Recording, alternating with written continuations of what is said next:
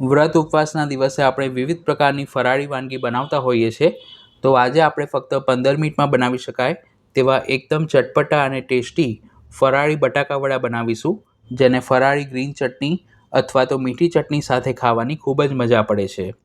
તો સૌ પ્રથમ વડા બનાવવા માટેનું ખીરું તૈયાર કરી લઈએ. તેના માટે મિક્સિંગ બાઉલમાં 1/4 કપ શીંગોડાનો લોટ લઈ તેમાં સ્વાદ પ્રમાણે સિંધવ મીઠું, 5 ચમચી મરી પાવડર અને જરૂર મુજબ પાણી ઉમેરતા જવું અને લોટના બિલકુલ પણ ગાંઠા ન પડે તે રીતે હેન્ડ બીટર વડે મિક્સ કરી મધ્યમ ઘટ ખીરું તૈયાર કરવું. શીંગોડાનો લોટ ગ્લુટેન ફ્રી હોવાથી તેમાં બાઇન્ડિંગ જોઈએ એટલા સારા પ્રમાણમાં નથી આવતું, એટલે જો તમારે વડા થોડા વધુ ક્રિસ્પી બનાવવા હોય તો ખીરું બનાવતી વખતે તેમાં 2 ચમચી જેટલા ક્રશ કરેલા સાબુદાણા અથવા તો ક્રશ કરેલો મોરૈયો પણ ઉમેરી શકો છો, પણ અત્યારે આપણે ફક્ત શીંગોડાના લોટનો ઉપયોગ કરીને જ ખીરું બનાવ્યું છે. આ રીતનું મધ્યમ ઘટ ખીરું તૈયાર થાય એટલે તેને ઢાંકીને 5 મિનિટ માટે મૂકી રાખીશું, જેથી તે પલળીને સેટ થઈ જશે. હવે વડાનું સ્ટફિંગ બનાવવા માટે મેં 200 ગ્રામ બાફેલા બટાકાને આ રીતે હાથ વડે મોટા મોટા મેશ કરી લીધા છે. બટાકાને 3 વિસલ થાય ત્યાં સુધી પ્રેશર કુકરમાં બાફી લેવા, પછી તે રૂમ ટેમ્પરેચર પર ઠંડા થાય ત્યારબાદ જ તેને મેશ કરવા, જેથી તે બિલકુલ પણ ચીકણા ન પડે. તીખાશ માટે અડધી ચમચી આદુ મરચાંની પેસ્ટ, સ્વાદ પ્રમાણે સિંધવ મીઠું અને 2 ટેબલસ્પૂન બારીક સમારેલી કોથમીર ઉમેરીશું. બધી સામગ્રીના માપ નીચે ડિસ્ક્રિપ્શન બોક્સમાં આપ્યા છે. ખટાશ માટે 1 ચમચી આમચૂર પાવડર અને ગળપણ માટે 2 ચમચી ખાંડ ઉમેરીશું. આ સ્ટફિંગ બનાવતી વખતે તેમાં થોડા કાજુના ટુકડા, કિશમિશ અથવા તો ફ્રેશ દાડમના દાણા પણ ઉમેરી શકો છો. વડાને ક્રન્ચી બનાવવા માટે તેમાં 1/4 કપ અધકચરા વાટેલા કાચા શીંગદાણા અને ફ્લેવર માટે 1 ચમચી સૂકી વરિયાળીનો ભૂકો એટલે કે પાવડર ઉમેરી હાથ વડે બધું જ સરખું મિક્સ કરી મધ્યમ સાઇઝના ગોળા વાળી લઈશું. જો તમે ફરાળમાં સૂકી વરિયાળી અને કોથમીર ન ખાતા હો તો તેને સ્કીપ પણ કરી શકો છો.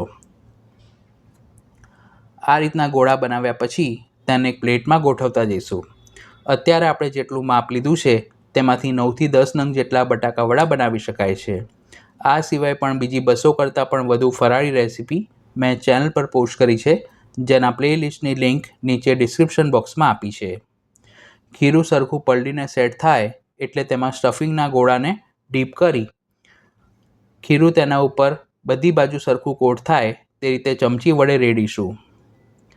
રેગ્યુલર આપણે બેસનના બટાકા વડા બનાવતા હોઈએ ત્યારે ખીરુંમાં ચપટી જેટલા ખાવાના સોડા પણ ઉમેરતા હોઈએ છીએ, પણ આ ફરાળી બટાકા વડા છે એટલે મેં સોડાનો ઉપયોગ નથી કર્યો. ખીરું જો તમે જરૂરિયાત કરતાં વધુ પાતળું બનાવશો તો તે વડા ઉપર સરખું કોટ નહીં થાય. હવે વડાને તળવા માટે કઢાઈમાં જરૂર મુજબ શીંગ તેલ ગરમ કરી કઢાઈમાં સમાય તેટલા વડાને આપણે તળી લઈશું.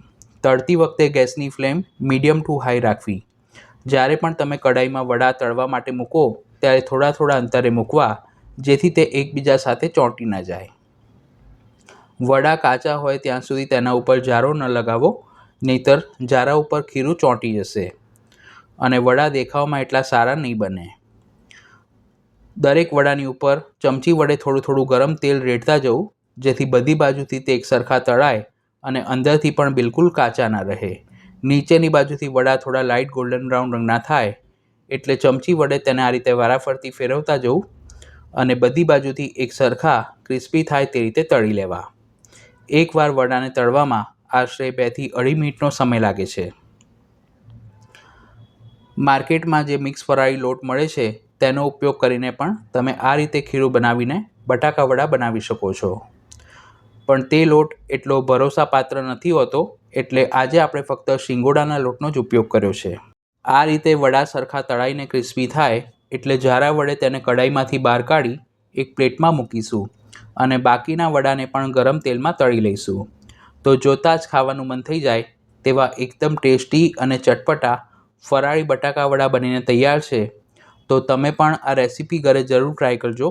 વિડીયો પસંદ આવી હોય તો તેને લાઇક કરી પોતાના ફ્રેન્ડ્સ અને ફેમિલી મેમ્બર્સ સાથે શેર કરજો અને ચેનલને સબસ્ક્રાઈબ કરી બાજુમાં આપેલા બેલ આઇકોન પર ક્લિક કરજો. તો ફરી મળીશું એક નવી રેસીપી સાથે. Thanks for watching this video.